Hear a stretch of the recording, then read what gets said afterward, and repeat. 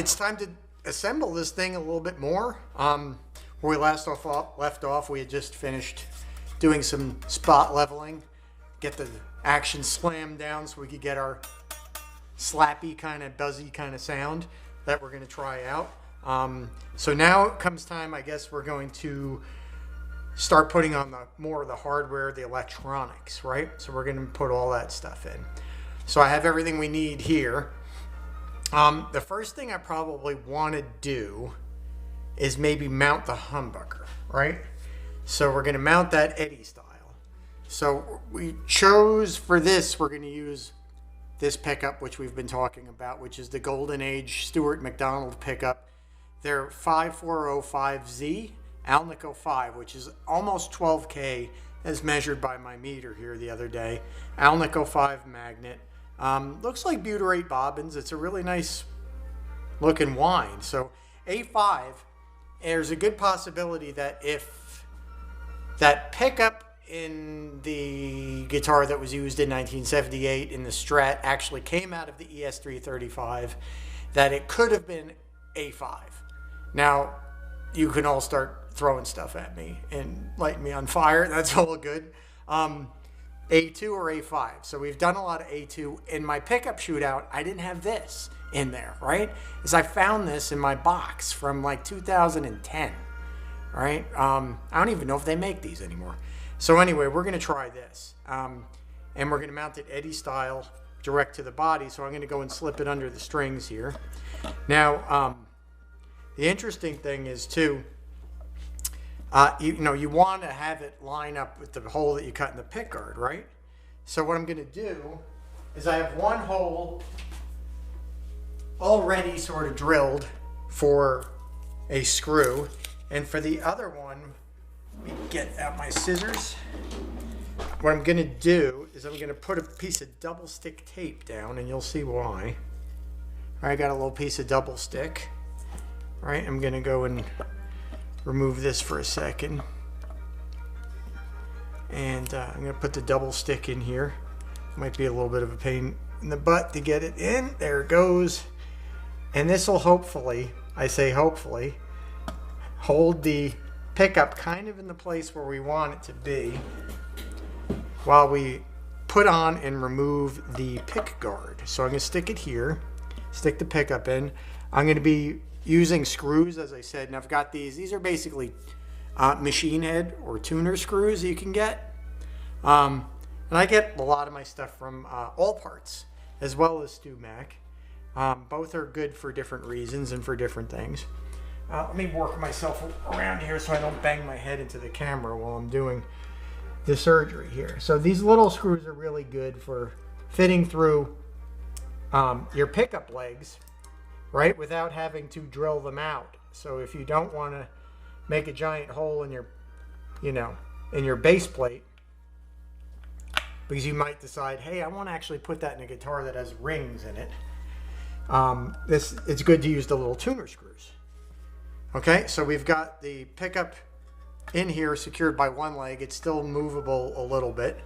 Now we're going to line it up with our pick guard that we cut, right, our PrinceGaurd, baby. So we slide this under everything like so, right, which is, actually we should slide it this way. I got caught on the camera. There we go, right? So we want this sort of lined up. Now we do have a bit of room to do this, right? There's still room for this pickup to move a bit, so it doesn't have to be perfect. And the worse aligned it is, probably the more it'll look like this was an Eddie guitar, right? So I'm going to press it down there.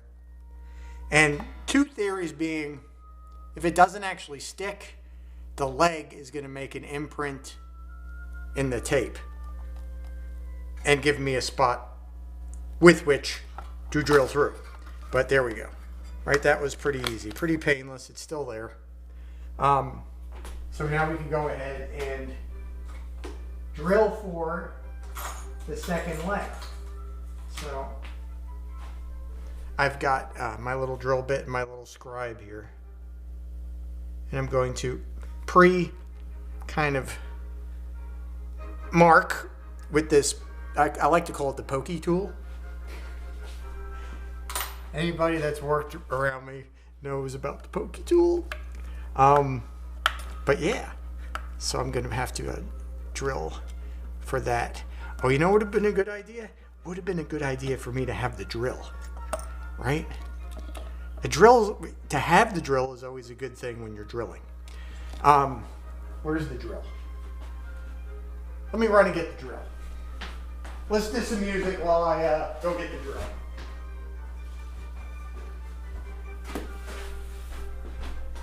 The cordless is charging, so I've got the corded drill here, which is good.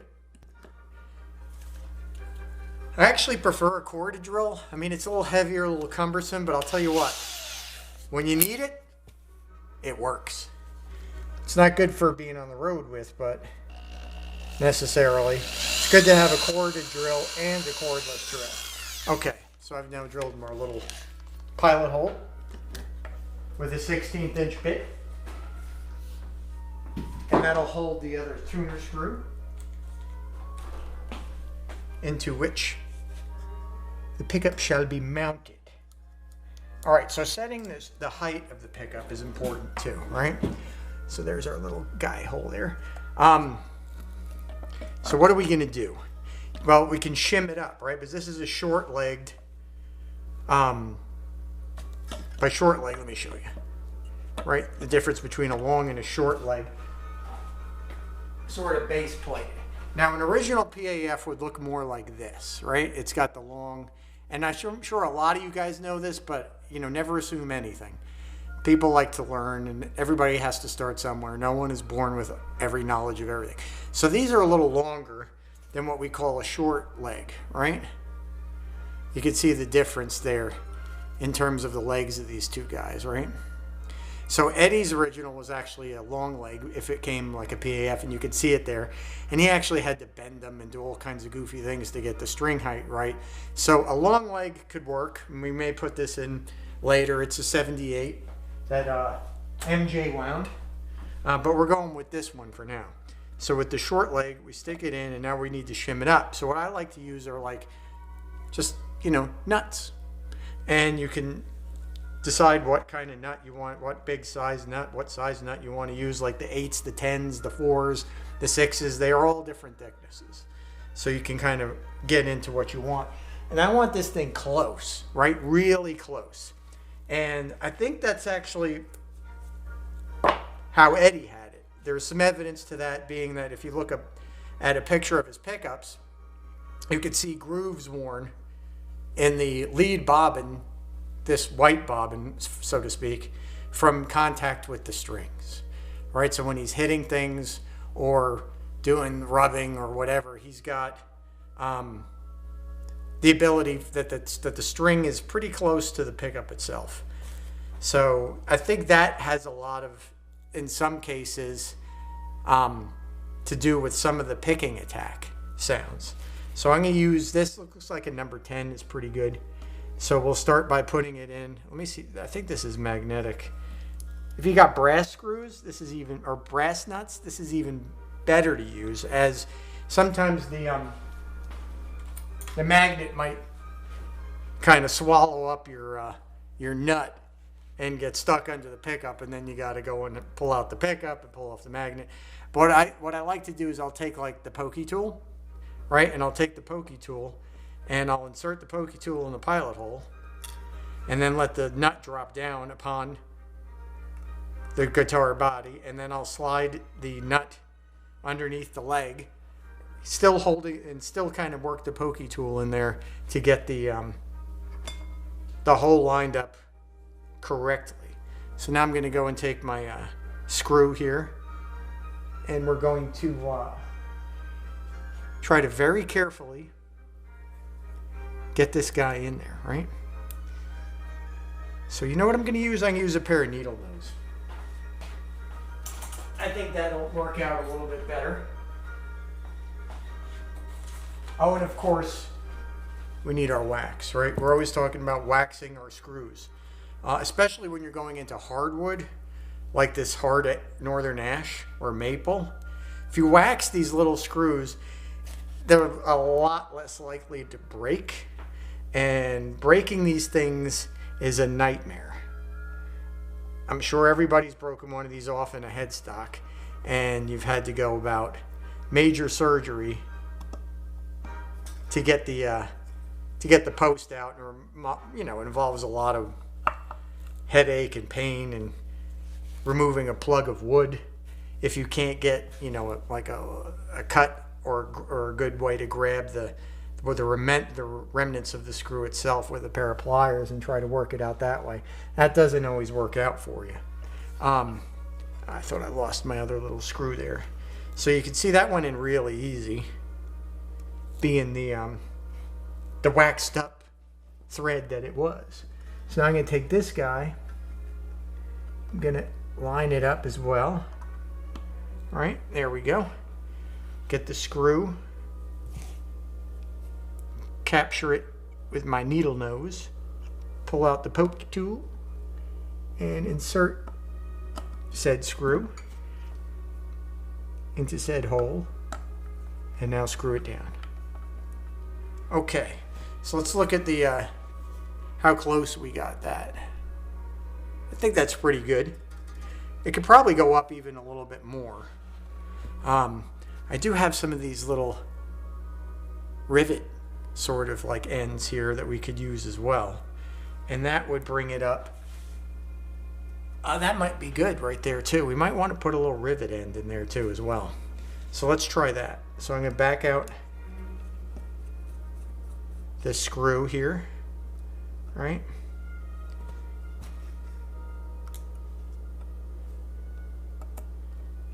You drop. Now these rivet ends are actually, I should say, aluminium for our British friends,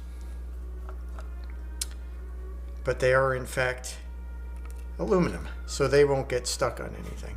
So let me go ahead and grab that, take it out. I'm going to reline up the hole. All right, I got to pull out my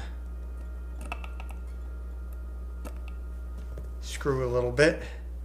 Then we're going to put this on top of the other one like so. Slide it carefully. See how the magnet grabbed it? Doesn't really matter which one is on top of the other, but I need the pokey tool before I end up messing this thing up. See, now the aluminum one's hidden. This is like fun and games, baby. All right. Let me grab out the nut, put it on the pokey tool, put the pokey tool in the hole. That lines it up beautifully. All right. I got to take that screw out. All right. It's fun doing this on the fly. It's like, there we go.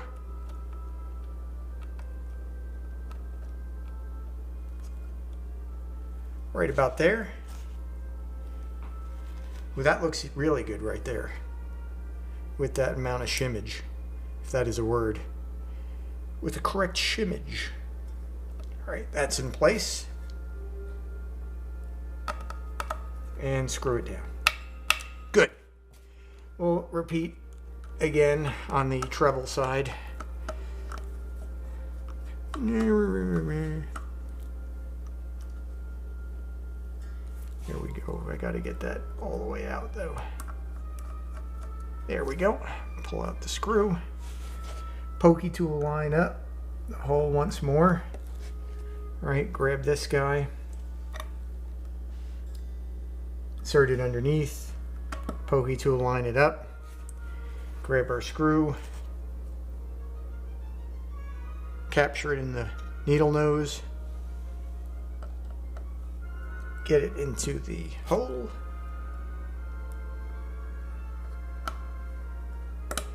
And there we go. Let's see what we got now. Oh yeah, look at that. You could fit probably a dime under that before it would touch the strings. So I think that's pretty darn close, right? Okay. What are we going to do next? Next, let's put in the jack. Right, and this is already sort of assembled and soldered because I've had this guitar put together once before in the raw, right, in the white. And this was an aged, I think I aged this one with some muriatic acid. But it's got a little bit of shielded cable as such. Goes together nicely. Yeah, so I'm going to go ahead and thread this up and through our channel. Right, pull it through. I'm going to line this up. Now I should chase out these screw holes a little bit because they are clogged with paint. Right? Okay. There we go. All right. We'll wax our threads once again.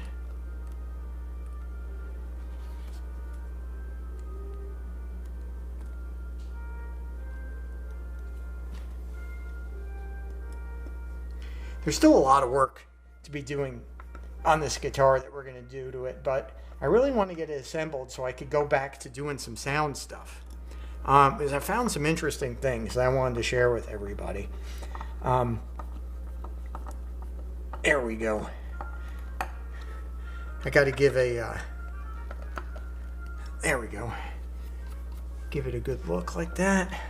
All right, let's test it real quick. Make sure that it still has nothing blocking the jack from entering the guitar. Sometimes if this isn't lined up correctly, it can interfere with insertion.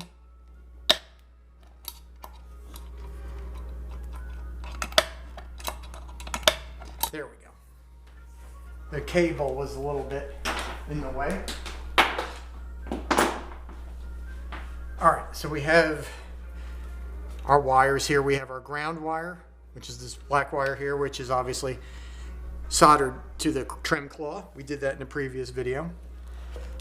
We have our hot and shield for output, and we have our pickup, which is wound in correct humbucker fashion, red and white taped, or rather soldered together. We need to actually tape that off.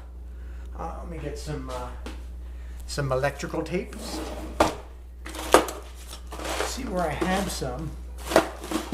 There we go. In the drawer de la junk, right here under the bench. I got myself a little bit of electrical tape. I don't really. I'd rather use heat shrink than this stuff, honestly. You know what? Let's use some heat shrink. Let's do that. And a little piece of heat shrink, a couple pieces, heat gun. Got our heat gun, we'll plug that in over here. And our heat shrink is brought to you today by 3 Monkeys, right? 3 Monkey Solderless. That all this stuff is brought to you by 3 Monkey Solderless. So you got to go check us out. If you like good sounding, easy to make cables, you have to. So we're going to put our first piece of shrink about like that.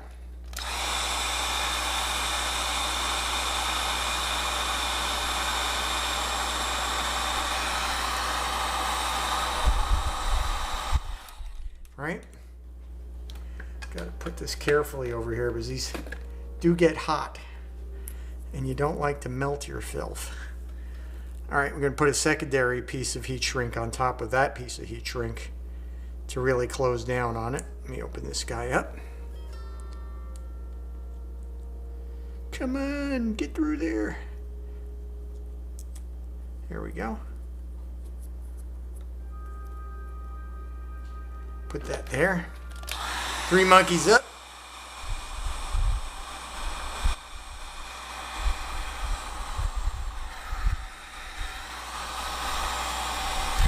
And there we go.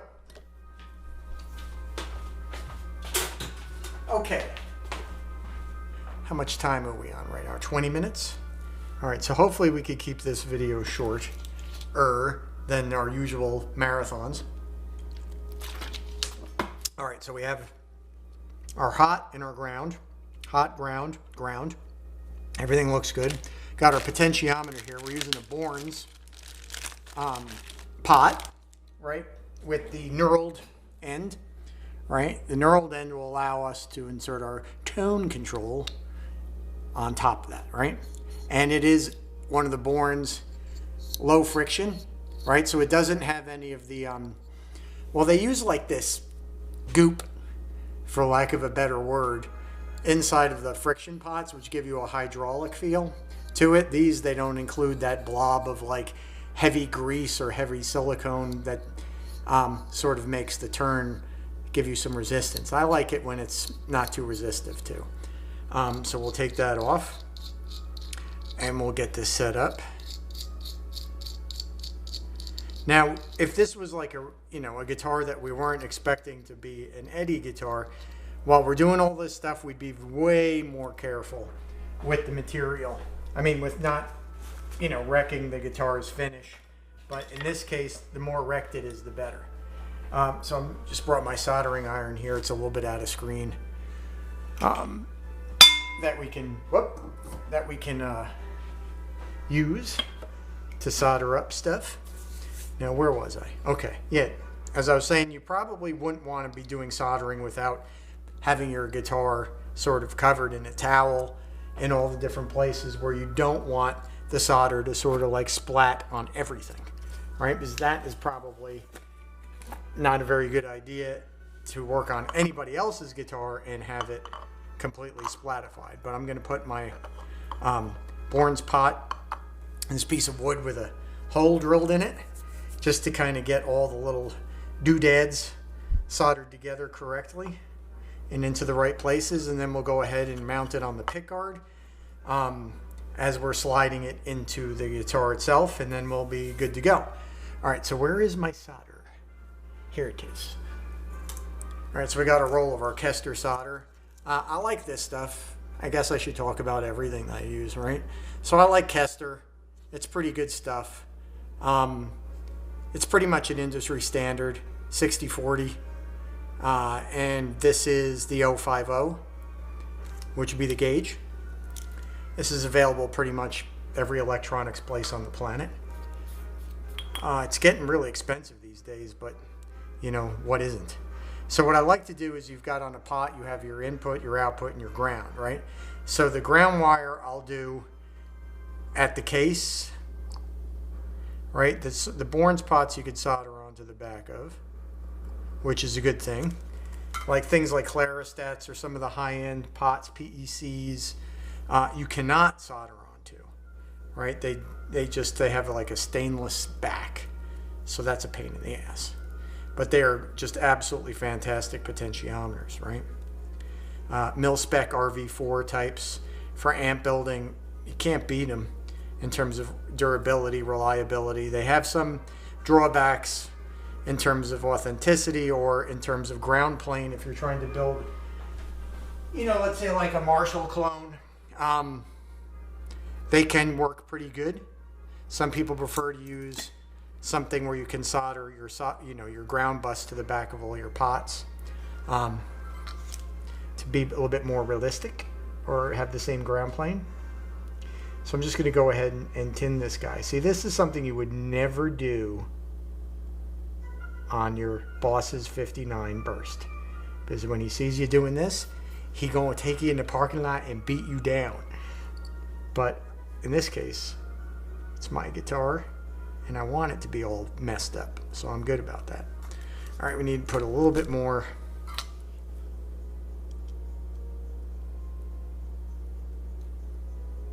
tinage.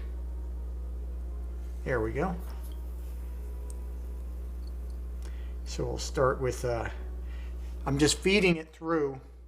See, here, I've got about an inch worth stripped and tinned, right? So I'm going to bring it to the ground lug, right? Insert it through the ground lug, and then I'm going to solder the back of the pot. And I'm going to drop it on the floor. All right, let me move that over so I can put some pressure on it. There we go. Okay. Now I'm just going to add a little bit more to the mix. Get it good and going. And there we go. So we have now our grounded pot, and we're going to now do the lug of the pot itself, the ground cable to the lug. Here we go. All right. Could probably trim off some of the spidery stuff here, right? Although it kind of looks cool. We'll just go ahead and give it a haircut so it doesn't look too retarded. There we go. All right. Next would be, I'll do the output lug, which is the middle lug, right? The wiper. So we're going to do, I like to do the lug first. All right.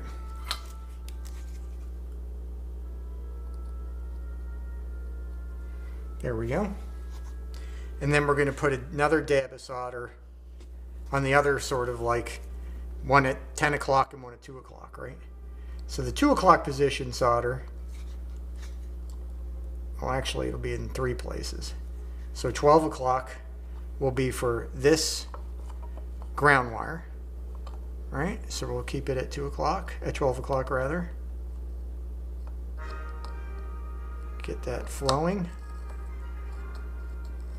Good. Well, maybe not. Let's move it over.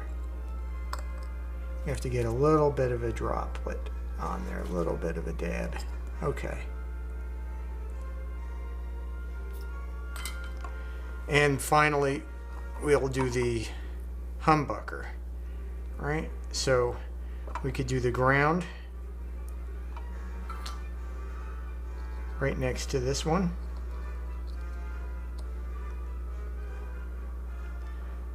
And if you're not an amp tech solder kind of guy, you might not be comfortable holding your hand on a piece of metal that's 600 degrees. But I'm convinced my fingers have been burned to the point now over the last 30 years that it don't matter no more. I don't feel it. This is kind of funny, but I won't say it. That would be talking out of school.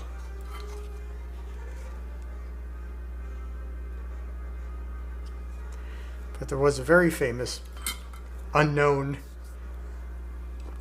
tech you all know and love, who I was working with on the side of a stage one day, fixing an amp for his boss with him. And I guess he wasn't used to burning his fingers as much as I was, because he kept going, and I was like, until my fingers are actually smoking, I probably don't feel it. All right, so we have our pot all ready to go, and it'll probably sit somewhere like there, right? So now I've got some lock washers, right, which are kind of cool, and I've got like 4 of them, because I'm going to stack them so that I don't have the volume pot like sticking 6 miles up in the air through the pick guard. So here's our pick guard. I'm going to go ahead and insert it through. And as you can see, I'm only revealing maybe about 3 threads. So I'm going to put on our little washer. We might put a finger poker on there. I don't know. Have I got a finger poker? It's possible. Let me go into the box. This is the all parts unsort box, which has all kinds of stuff from all parts in it. All kinds of little doodads for guitar building, little string trees, strap locks, jacks, pickup rings, ABR bridge posts, pickguard screws. There's some Phillips head pickguard screws. Interesting. I want to use maybe black pickguard screws for this. Do I have any of those? That's probably up in another box. The Schecter guitar parts box. The Pete Townsend box, right? Because everything that Pete had from Schecter was all blacked out. Those PT tellies, which are really cool. Anyway, so no finger poker for now, but this nut sucks. Nice segue. But it's small, right? I like the ones that use the 1/2 inch so I can get a big one on there. So I just went ahead. I knew Bourne's uses these small little bastards sometimes, so I'm going to use a bigger one. Bigger nut. There we go. Now, grab my nut driver. Just tighten it down. All right, so there we go. All right, so now we're going to go ahead and insert this guy under the strings. I mean, it'd probably be easier if you actually did all this stuff. I'm doing it wrong again. You're doing it wrong. No, I'm not. To do all this stuff so you don't have to go about this slidey underneathy stuff. But now my finger's stuck. Boing! This is fucking hilarious. Excuse me. I just demonetized myself. Like I care. Alright. There we are. Alright. Now, get this out of the way. We could go ahead and screw down the pickguard. We'll use some of these Phillips head ones. I had actually originally straight slotted ones, which you'd find like on a 50s telly. But, what was this, an 8-hole guard? Yeah. But we're going to use these Phillips for now, and hopefully I'll be able to get some black ones to put on here. I think it'll look good black as opposed to this the chrome, although the chrome doesn't look bad, right? Let me move the guitar a little bit more back into frame here. There we go. I'm gonna have to adjust this camera's throw, so to speak, out over the bench, because it's a little bit too far away from me as I have it rigged right now. Okay, so we're looking at 32 minutes. I'm sure a lot of people are fast forwarding here and there while I'm doing stuff like this, but you know, these are just real live video type deals. I don't edit them. If I screw up, I screw up. You see everything that happens. And sometimes I think of something funny to say that I think is funny. You may not. Or there might be something that reminds me of a story from somewhere or something that could be interesting to some people. Who knows? I've often thought I should do just like a daily show, right? Just like 5 minutes every day, just in the same place, and maybe come up with an original little lick, little riff, little 2-second doodaddle each day, and maybe have a thought of the day. Jack Handy's deep thoughts, for those that are from my generation of Saturday Night Live, which, by the way, was much funnier than anything they've been doing lately.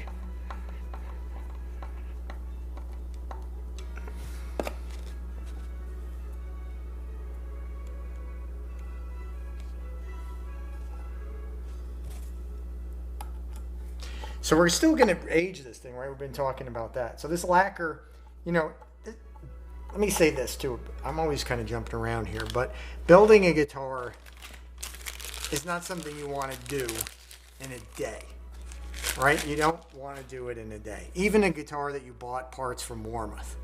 All this stuff needs time to do correctly, to let it sit, to acclimate, all kinds of things like that, right? So like if you're building guitars from scratch, like building necks from scratch and things like that, I mean, you got to let that wood sit for years. You know?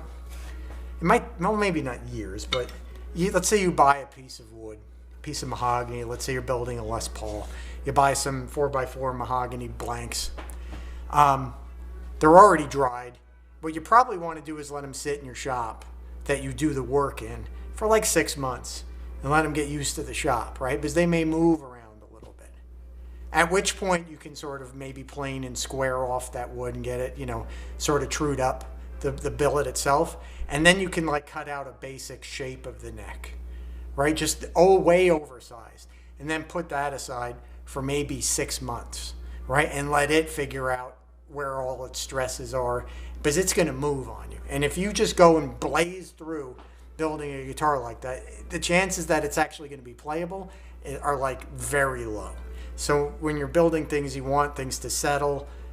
So like when I got this neck, it's been a few months of just even putting together this guitar out of parts, right? Letting the guitar neck sit in your shop, in your house for a while, because it came from Washington State, right? It came through the mail, it did all kinds of things. The wood's not finished. It doesn't have any lac or anything on it, so it's going to absorb and, you know, and release moisture. It's going to move around a little bit. So you want to let it settle in before you start making any permanent adjustments to everything, like fretwork and cranking on truss rods and figuring out where it's going to be. Shooting lacquer. I mean, this is, you know, real nitrocellulose lacquer. Obviously, we talked about aging the lacquer in jars in its liquid form in the sun to get it to this color, right? This is just clear lacquer over white, creating this kind of, you know, Telecaster kind of mustardy sort of color. But yeah, you want that lacquer, real nitro lacquer, to dry for months, right? A good month, 2 months before you can start to level it off and sand it and stuff like that. And then it may dry for another few months, and then you can start relicking it a little bit, right? Like this kind of lacquer, I can just leave outside on a cold night and it's going to check up beautifully. I mean, it's going to look like, you know, Murphy went to town on it. So we're going to do all that kind of stuff, and checking and normal play.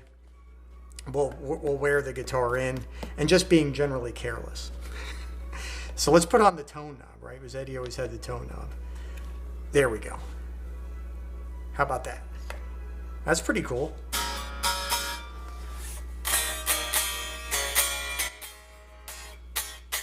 There's the premier guitar riff, right? All right, so I think that's good for today. We got it all put together. I think we might actually listen to it. Oh, did I show you this? I did not. So I was looking through the all parts box, which also has some parts that, you know, I put away at a particular time. And I found a brass nut that I cut like a long time ago. All right. So I was like, oh my God, I have a brass nut. It's an Eddie guitar. It should have a brass nut. Right. So I did a little bit of final fitting in there. It's just roughed in. It's not polished yet. I wanted to sort of go over the whole brass nut theory, because Eddie's guitars had brass nuts in there, and he said he cut them with really wide sort of slots. So these are just cut with normal slots. But I want to hear everybody, if anybody knows how wide he went, right? Were they all cut with like a low E file? Were they 1 gauge above where they should have been? Were they 2? I don't know. But it's pretty cool. And then we'll get some 3-in-1 oil on there, and we'll see what that sounds like. All right, so again, thanks for watching, and we're going to be hearing this thing right quick.